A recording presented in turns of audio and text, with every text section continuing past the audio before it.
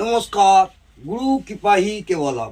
আমি বাস্তুশাস্ত্র মতে যারা নতুন বাড়ি করছেন বা বাড়ি করবেন বলে মনস্থির করেছেন, বা যেসব ভাইয়েরা এখন জ্যোতিষ শিখছেন, বাস্তুশাস্ত্র নিয়ে পড়াশোনা করছেন বা জ্যোতিষ নিয়ে চর্চা করছেন, তাদের উদ্দেশ্যে আমি বাস্তুশাস্ত্র নিয়ে এর আগে আপনাদের আলোচনা করেছি।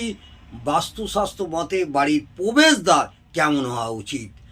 এছাড়া আলোচনা করেছি বাস্তুশাস্ত্র মতে শয়ন পদ্ধতি কেমন হওয়া উচিত। আজ আমি আপনাদের বলবো বাস্তুশাস্ত্র মতে বেডরুম কেমন হওয়া উচিত। দু একটি কথা বলছি। যে কোনো পরিবারের গৃহকর্তা হলেন সেই পরিবারের মূল চালক শক্তি। যে কোনো পরিবারের গৃহকর্তা হলেন সেই পরিবারের মূল চালক শক্তি।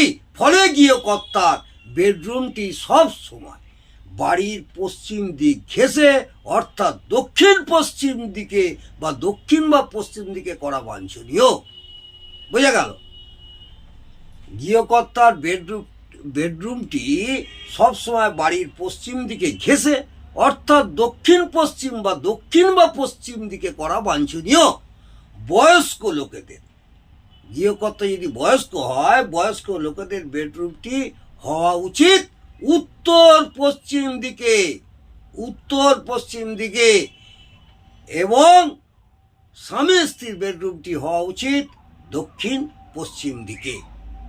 যেসব ব্যক্তিরা মধ্যম বয়স, অর্থাৎ এখন খুব বয়স হয়ে যায়নি, তাদের বেডরুমটা, স্বামী স্ত্রী যদি থাকেন সেই জায়গায় থাকেন, তাহলে সেই বেডরুমটি হওয়া উচিত দক্ষিণ পশ্চিম দিকে। আর খুব বয়স হয়ে গেছে বা বাড়িতে বৃদ্ধ বাবা মা আছে, তার বেডরুমটি হওয়া উচিত কোথায়? উত্তর পশ্চিম দিকে। এইভাবে যদি আমরা বাস্তুশাস্ত্র মেনে করি, তাহলে সেই বাস্তুর খুবই, সেই বাড়ির যে মূল চালক, পরিবারের যে গৃহকর্তা, তার শারীরিক এবং বাড়ির প্রত্যেক সদস্য অবশ্যই ভালো হবে এবং শারীরিক সুস্থতা নিয়ে দীর্ঘস্থায়ী হবে। আজকে আমি এই পর্যন্ত ছোট্ট করে দু একটি কথা বললাম। নমস্কার, জয় মা তারা।